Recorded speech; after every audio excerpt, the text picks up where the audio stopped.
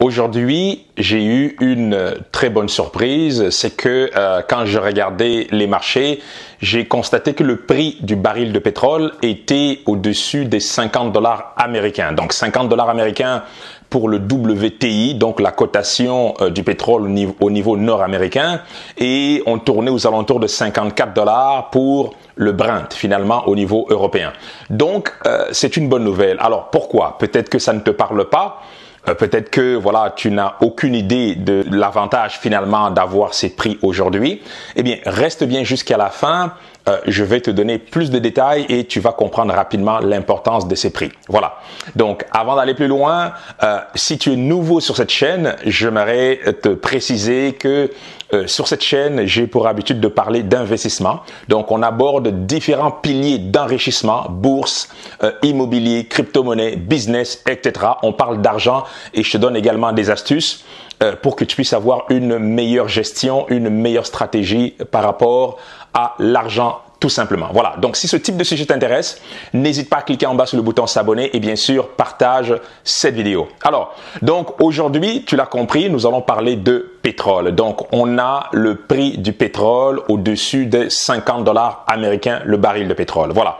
Alors, pourquoi c'est intéressant? C'est que au cours des derniers mois, donc depuis, je te dirais, entre le début du mois de mars 2020 et aujourd'hui nous sommes au début de l'année de 2021, on a eu à parler sur cette chaîne de pétrole, d'investissement de manière générale et de pétrole également.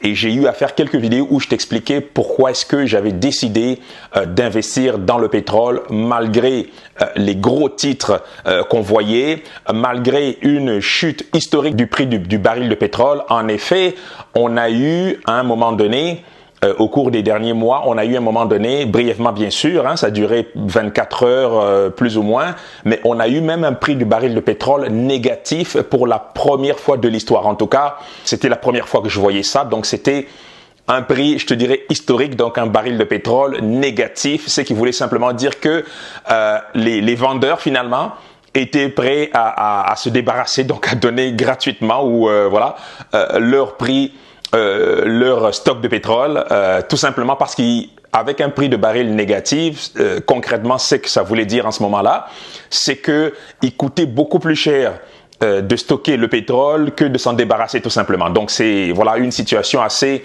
extraordinaire, surtout quand on n'est pas très familier avec ce qui se passait en ce moment-là. Voilà. Mais malgré ça, j'ai eu à faire plusieurs vidéos où je t'expliquais finalement le mindset de l'investisseur et je t'ai même fait une vidéo où je t'expliquais pourquoi est-ce que malgré tout, j'avais décidé d'investir dans ce domaine-là. Voilà, donc je mettrai quelques liens au bas de cette vidéo et tu pourras aller voir pour comprendre finalement le mindset que j'avais, l'approche que j'avais en ce moment-là. Voilà, alors aujourd'hui, on est parti d'un prix négatif.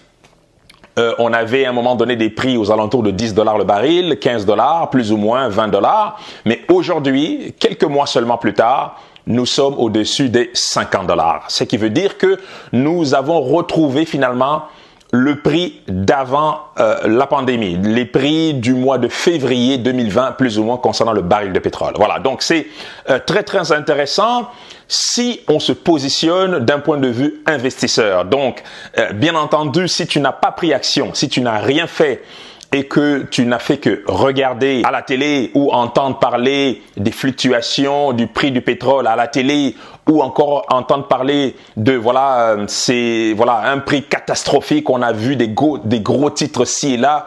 J'ai lu des articles sur internet où on parlait finalement de la fin du pétrole, c'était la fin de tout, c'est la catastrophe. Eh bien, encore une fois, je te mettais déjà en garde en ce moment-là concernant les gros titres, concernant la peur, et je te disais que pour moi, c'était un bon deal. Et j'ai investi en ce moment-là. Aujourd'hui, force est de constater qu'encore une fois, voilà, je ne dirais pas que j'ai eu raison, c'est pas ça l'idée. L'idée, c'est que quand on investit, il faut avoir une stratégie, il faut comprendre les forces du marché et en ce moment-là, j'avais clairement compris les forces de marché. J'ai pris position. Aujourd'hui, le prix du baril n'est plus à 0 $, n'est plus à 10 $, n'est plus à 20 $, mais on a un prix de baril à 50 $ et ce prix continue à monter, bien sûr. Maintenant, concrètement, qu'est-ce que ça veut dire? Ce que ça veut dire, c'est que quand j'ai pris position en bourse, donc j'avais choisi une entreprise de qualité, donc après avoir fait une analyse technique, après avoir fait également une analyse fondamentale, j'avais choisi une entreprise de qualité en ce moment-là qui œuvrait dans le domaine du pétrole et j'avais décidé d'acheter des actions. J'avais pris une très belle position parce que j'estimais, pour moi, il était clair que le prix était sous-évalué en ce moment-là. Un investisseur cherche toujours un prix qui sous-estime la valeur et en ce moment-là, pour moi, c'était clair. Pour donner d'ailleurs un exemple très simple, c'est que quand j'ai acheté les actions de cette entreprise-là, le prix de l'action sous-estimait déjà les actifs tangibles que possédait l'entreprise. C'est-à-dire que quand si l'entreprise avait décidé de liquider tous ses actifs, eh bien, le prix obtenu était déjà supérieur au prix de l'action en ce moment-là. Alors là, tu vas me dire pourquoi, mais ça fait partie des aberrations de marché. Parce que tu dois savoir que le prix d'une action est influencé d'un côté par la valeur des actifs, d'un côté, donc la valeur des actifs que possède l'entreprise, donc on peut parler des actifs tangibles comme des bâtiments, comme les réserves de pétrole, comme voilà, les véhicules ou peu importe. Et on a également des actifs qui ne sont pas tangibles. En tout cas, tu comprends, les actifs, c'est les possessions de l'entreprise, donc les valorisations, les possessions qui ont une certaine valeur. Donc, si l'entreprise décidait de liquider tout. Et de l'autre côté, le prix d'une action est également influencé par l'humeur de marché. Eh bien, l'humeur de marché, c'est un élément clé parce que, dépendamment du sentiment du marché, comment les investisseurs se sentent, eh bien, on peut voir le prix d'une action chuter drastiquement ou encore exploser drastiquement, même si ces évolutions à la hausse ou à la baisse n'ont rien à voir avec la valeur intrinsèque de l'entreprise. Et en tant qu'investisseur, tu dois comprendre ces éléments-là. Donc, le prix du pétrole était très bas il y a quelques mois à cause de la pandémie, à cause des gros titres, mais également parce que l'humeur du marché n'était pas positive de manière générale. Donc le prix était bas. Et j'ai pris position, donc une très belle position, parce que je m'attendais à avoir les prix que nous avons aujourd'hui tout simplement.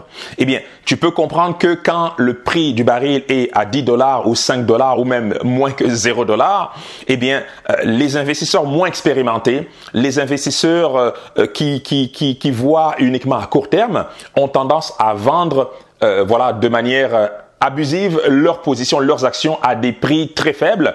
Et bien évidemment, quand on est visionnaire, quand on a une certaine vision, quand on est capable d'anticiper les mouvements de marché, eh bien on peut acheter ces actions-là à un prix faible.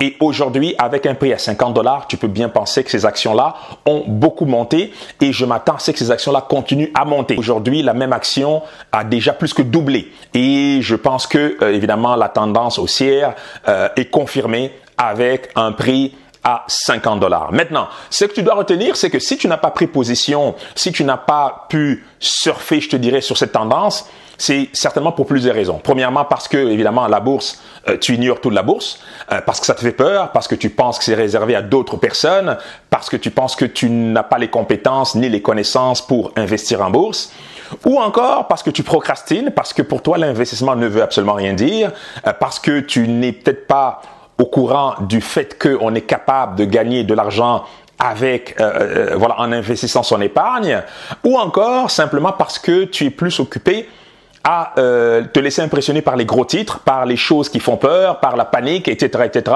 Mais dans tous les cas, ce que tu comprends, c'est que ce n'est pas une bonne chose de, voilà, en tant qu'investisseur du moins, en tant qu'entrepreneur, ou tout simplement si tu veux reprendre le contrôle de ton argent, ce n'est pas une très bonne chose de ne pas profiter de cette situation tout simplement. Parce qu'effectivement, reprendre le contrôle de son argent, ça veut dire s'éduquer, ça veut dire se former, ça veut dire comprendre les mouvements de marché. Ça veut dire que c'est de comprendre également qu'il y a plusieurs piliers d'enrichissement et la bourse est un pilier très puissant.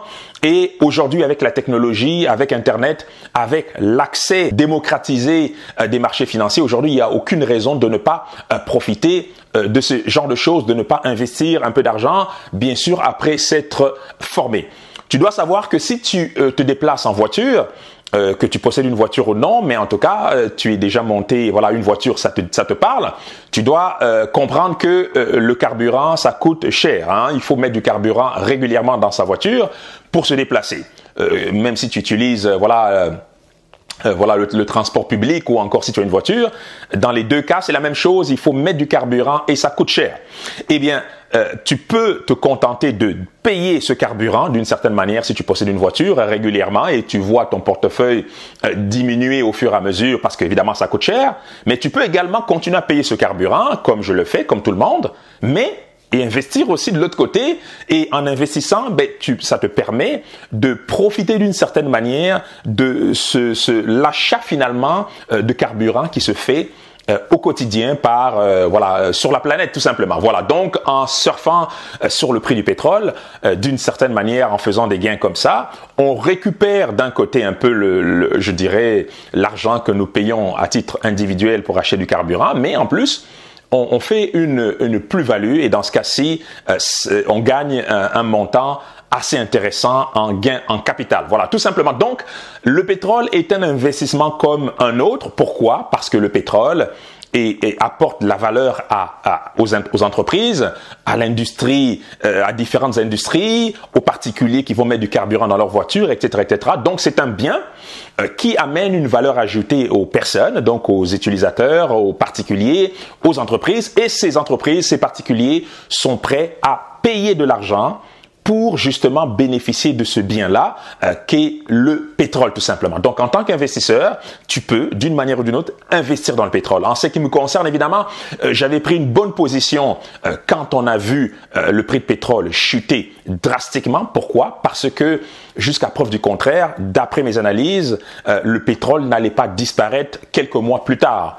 Je comprenais très bien l'importance du pétrole dans l'industrie, l'importance du pétrole dans le transport public, dans le transport des particuliers, et je savais que malgré le succès des voitures, des véhicules, des voitures électriques par exemple, eh bien le pétrole n'allait pas disparaître quelques mois seulement après, suite à la pandémie que nous avons connue tout simplement. Voilà, donc pour moi, l'augmentation du prix du baril était inévitable et bien sûr, acheter des actions en ce moment-là, acheter des actions en bourse en ce moment-là qui étaient avec des valorisations très faibles, principalement à cause de la panique, à cause de l'humeur du marché, eh bien aujourd'hui, le pétrole retrouve $50 et plus, eh bien je suis très satisfait de cet investissement, mais encore là, ce n'était pas une question de chance, c'était une question d'analyse, c'était également une question d'avoir un certain contrôle de ses émotions. Ça fait partie justement des qualités qu'un bon investisseur doit apprendre à développer tout simplement. Voilà, donc voilà,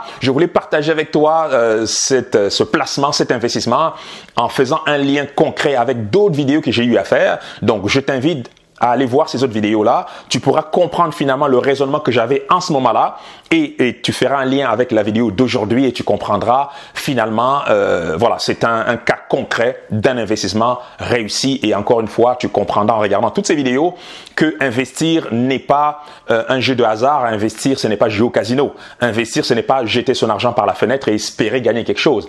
Investir c'est un travail d'analyse, dans ce cas-ci on parle de bourse.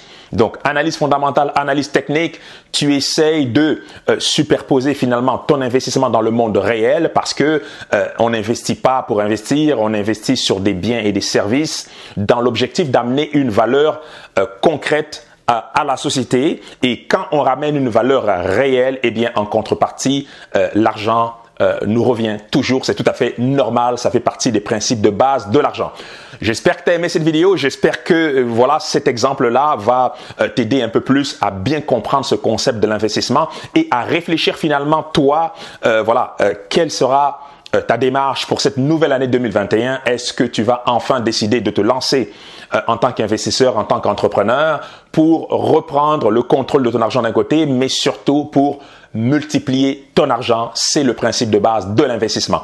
J'espère que tu as aimé cette vidéo et moi je te dis à très bientôt pour une nouvelle vidéo. N'hésite pas à t'abonner si tu aimes le contenu que je te propose sur cette chaîne et bien sûr partage également cette vidéo autour de toi, ça me fera un très grand plaisir. Voilà, à très bientôt encore une fois, santé, amour, bonheur et prospérité.